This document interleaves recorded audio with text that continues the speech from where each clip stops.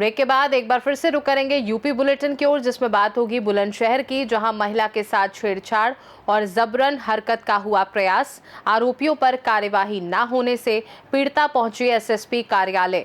आगे बात करेंगे कन्नौज की, जहां भूमि पर अवैध कब्जे का लगा आरोप। पीड़ित परिवार ने मुख्यमंत्री से लगाई न्याय की गुहार। ऐसी तमाम खबरों पर विस्तार से डालेंगे नजर। खबर बुलंदशहर से है, जहां पहासू थाना क्षेत्र के गांव बनेल में घर पर अकेली महिला के साथ छेड़छाड़ और जबरन हरकत करने के प्रयास का मामला सामने आया है। घटना के बाद पीड़िता ने पुलिस से शिकायत की, लेकिन कई दिन बीत जाने के बावजूद कार्रवाई न होने का आरोप लगाया गया है।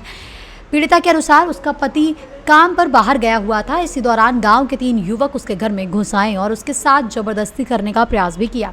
महिला के शोर मचाने पर ग्रामीण मौके पर की ओर दौड़े, जिसके बाद आरोपी मौके से फरार हो गए। घटना की जानकारी पहासू थाने में दी गई, लेकिन पीड़िता का आरोप है कि पुलिस द्वारा कोई ठोस कार्रवाई नहीं की गई है। पीड़िता ने आरोप के खिलाफ सख्त कार्रवाई और सुरक्षा की मांग की है। वहीं मामला वरिष्ठ पुलिस अधिकारियों के संज्ञान में पहुंच गया है। क्या मामला था? मतलब मैं खाना बना रही तो 3 लोग आए थे, राहुल सचिन आए थे, मुझे अंदर खींच के ले गए। तो मैंने इतना शोर मचाया तो पूरा मोहल्ला इकट्ठा हो गया। तो एक ताई आई थी दूध लेकर, काय रे काय, तो तीनों लोग भाग गए एकदम से। तो मैंने अपने आदमी को बताई थी घटना, तो मेरे संग में गए हुई थी, मेरे आदमी गए थे सचिन क्या बात है रे, तो इन पे मारपीट करी थी। नो नहीं पता उनके हाथ में क्या नहीं खाना, इन पे मारपीट करी। बंदेल के रहने वाले हम। तो वहाँ पुलिस ने शिकायत किया? कई दिन 8 दिन हो गए। नो कहना सुबह से सांझ को आना, सुबह सांझ को जाना, तो नो कहना 9 बजे आना। नहीं कार्रवाई की, चांद में मार दी थी, जन का मार दिया था, नहीं पट्टी करवाई, नहीं कुछ करवाई उनके संग में। फिर क्या हुआ? फिर उसके बाद नो कह रहे थे जब एसपी आए हम। एसपी ऑफिस आए हो? हाँ। तो क्या कहा है? इसने नो कही थी करेंगे कार्रवाई। साहब को ऐसे साहब को फोन कर दिया, बोलते कार्रवाई कर रहे हैं। मैं दूध लेके आई, मेरे यहाँ से इसके यहाँ दूध आता है। मैं तो दूध लेके आई, शोर शराबा मचा रही। मैंने कहा क्या बात है, तो क्या वो 3 लोग आए थे, वो भाग गए। बस मैंने इतना देख। आगे क्या घटना हुई? आगे घटना घर में थे? हाँ, घर में ही तो है, इसी अपने घर पर खाना बना रही है। और कप्तान साहब से आप लोग मिले हैं, क्या बोला? उन्होंने यही बोल दी कि हाँ चलो कर रहे हैं, सुनवाई करवाएं, फोन करो है। जिस दिन ये घटना हुई उस दिन वहाँ की जो पुलिस है थाने में गई था? हाँ, थाने गए। क्या बोलती है? हमने कही कोई ना सुनाई ना, हरी माँ जाती ना है पुलिस वाले, कोई सुनाई ना कर रहे। क्या घटना? घटना मेरी बहू के साथ छेड़खानी की थी 3 लोगों ने, सचिन, राहुल, अजय। तो मैं उनके पास गया तो उनने मारपीट की। फिर हम थाने गए, 2 नंबर पे कॉल की, थाने गए तो थाने वालों ने बोला कि ठीक है कार्रवाई करते हैं। 8 दिन हो गए, कोई कार्रवाई नहीं हुई, ना कोई मेडिकल हुआ। क्या तारीख की घटना? 28 तारीख की घटना है। कप्तान साहब के पास जब हम हार के आए तो कप्तान साहब ने एसओ साहब को फोन किया, बोलते कार्रवाई हो जाएगी। बुलंदशहर से सी न्यूज़ संवाददाता उमेश की रिपोर्ट।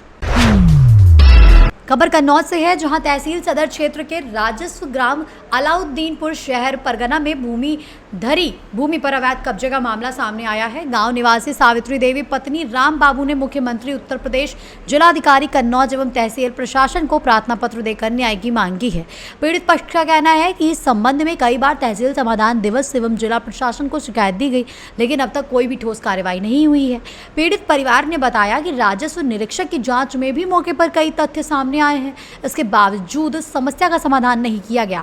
उनका आरोप है कि प्रभावशाली लोगों द्वारा फर्जी दस्तावेजों के आधार पर भूमि पर दावा किया जा रहा है, जिससे उन्हें मानसिक और आर्थिक परेशानी का सामना करना पड़ रहा है। सावित्री देवी ने मुख्यमंत्री से मामले की निष्पक्ष जांच कराकर भूमि को अतिक्रमण मुक्त कराने और दोषियों पर कार्रवाई की मांग की है। साथ ही चेतावनी दी है कि यदि जल्द समाधान नहीं हुआ तो वो आंदोलन के लिए बाध्य होंगे। फिलहाल मामला प्रशासन के संज्ञान में है और जांच की मांग तेज हो गई है। इस संदर्भ में लेटर दे चुके हैं।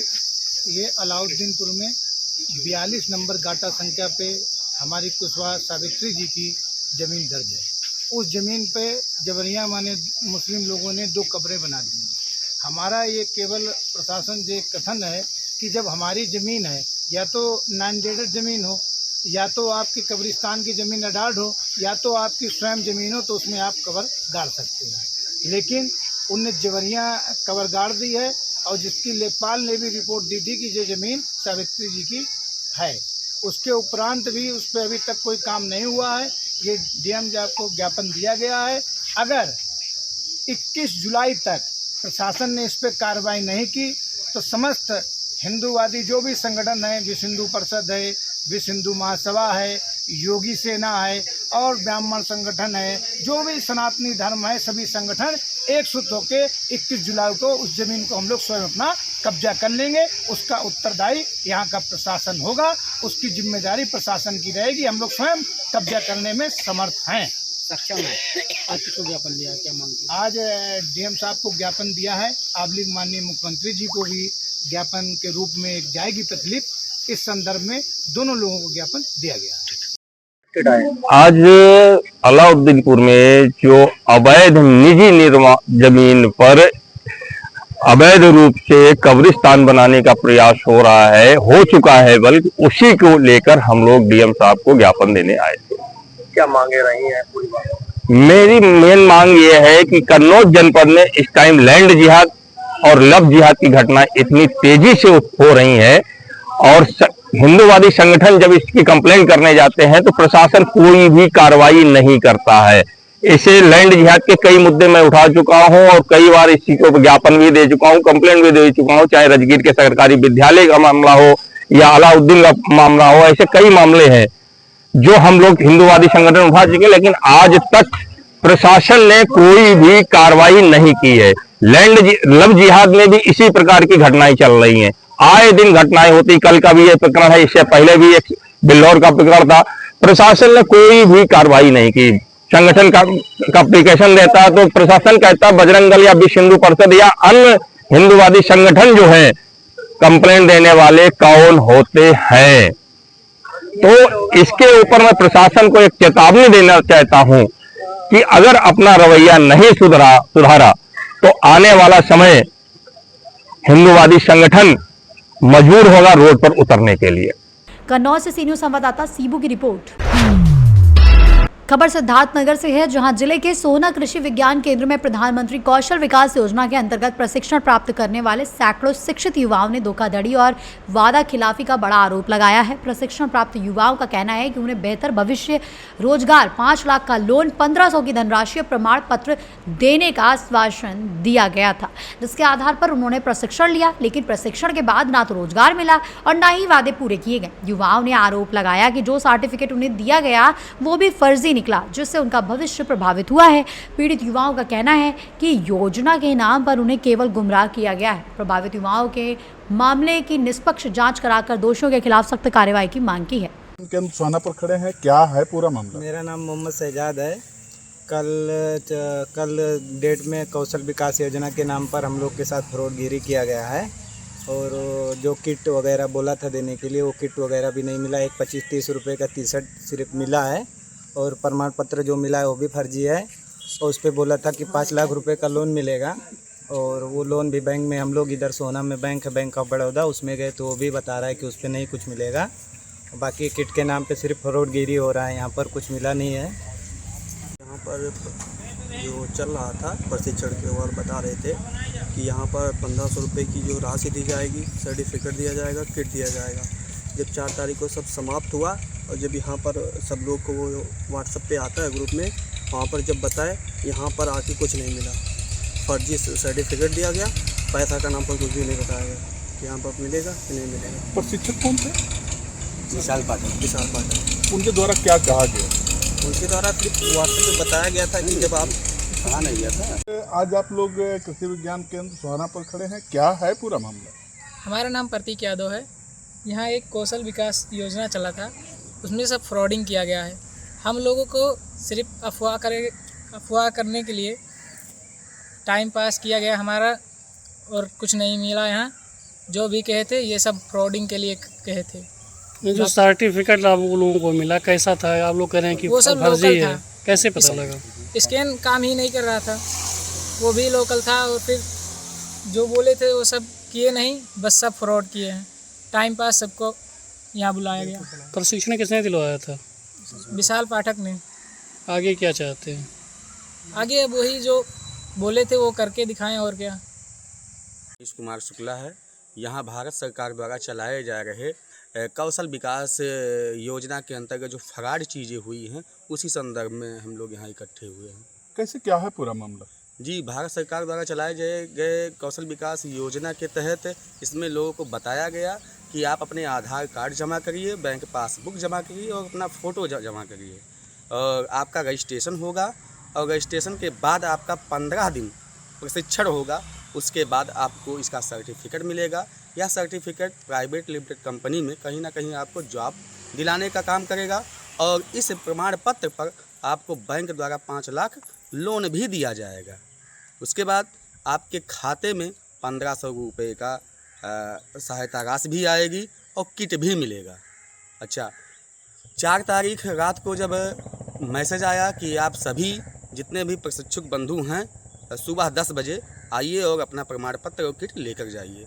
जब यहाँ हम लोग उपस्थित हुए तो पता चला कि फर्जी प्रमाण पत्र जिस पर स्कैनर छपा हुआ है लेकिन वो स्कैन हो नहीं रहा है। उसको जब बैंक पे लेके जाया गया, बगल में एक बैंक है बड़ौदा बैंक, सोहना में ही, उन्होंने कहा कि इस प्रमाण पत्र पर किसी भी प्रकार का आपको लोन नहीं मिलेगा। और जब ये पूछा गया कि 1200 रुपये जो खाते में आने के लिए कहा गया था वो भी नहीं आया, तो किसी तरह से संतुष्टि वाला जवाब यहाँ के अधिकारियों द्वारा और जो प्रशिक्षित कर रहे थे विशाल पाठक द्वारा कोई संतुष्टिजनक जवाब नहीं मिल रहा है हम लोगों को। आगे क्या चाहते हैं? आगे हम लोग चाहते हैं कि अगर इस योजना के अंतर्गत जितनी भी हम लोगों के लिए सुविधाएं हैं वो सारी सुविधाएं हम लोग को मुहैया कराया जाए। जैसे 1200 रुपये किट के लिए कहा गया था वो भी मिले और प्रमाण पत्र जो हम लोग का फर्जी बता रहा है बैंक पर जाने पर इस पर लोन नहीं मिलेगा, वो प्रमाण पत्र हम लोग को ओरिजिनल मिले जिससे हम लोग को कहीं जॉब लग सके और बैंक द्वारा ऋण 5 लाख का लोन भी मिल सके जिससे हम लोग अपने व्यवसाय कर सके। सिद्धार्थनगर से सी न्यूज़ संवाददाता पंकज पांडे की रिपोर्ट। खबर सिद्धार्थनगर से है, जहां भाजपा के प्रदेश अध्यक्ष एवं केंद्रीय मंत्री पंकज चौधरी आज सिद्धार्थनगर जिले के दौरे पर पहुंचे, जहां भाजपा कार्यकर्ताओं और पदाधिकारियों द्वारा उनका भव्य स्वागत किया गया। इस दौरान जिला पंचायत सदस्य प्रत्याशी दिलीप यादव, दिलीप सिंह सहित कई स्थानों पर कार्यकर्ताओं ने उनका स्वागत किया। जनपद मुख्यालय पहुंचने पर प्रदेश अध्यक्ष पंकज चौधरी ने भाजपा जिला कार्यालय में पदाधिकारियों, जनप्रतिनिधियों और वरिष्ठ कार्यकर्ताओं के साथ 3 चरणों में बैठक की। इस बैठक में स्थानीय सांसद जगदम्बिका पाल, गोरखपुर क्षेत्रीय अध्यक्ष सहजानंद राय, विधायक श्याम घनी राही सहित बड़ी संख्या में पार्टी पदाधिकारी उपस्थित रहे। मीडिया से बातचीत में पंकज चौधरी ने कहा कि भाजपा हमेशा सबका साथ, सबका विकास, सबका विश्वास और सबका प्रयास के मूल मंत्र के साथ काम करती रही है और आगे भी इसी दिशा में कार्य करती रहेगी। नीट पेपर लीक मामले पर उन्होंने कहा कि मामला न्यायालय में विचाराधीन है और जो भी निर्णय आएगा उसके अनुसार दोषियों पर बड़ी कार्रवाई की जाएगी।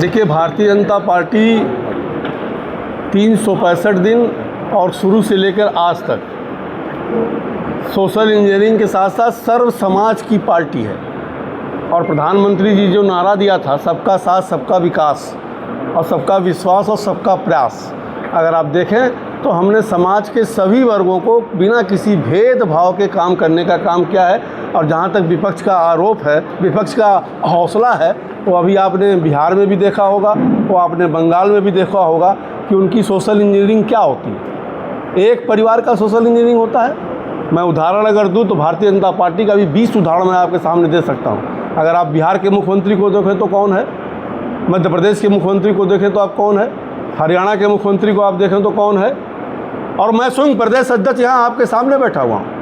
तो निश्चित तौर से केवल नाम लेने से सोशल इंजीनियरिंग नहीं होता, काम करना होगा।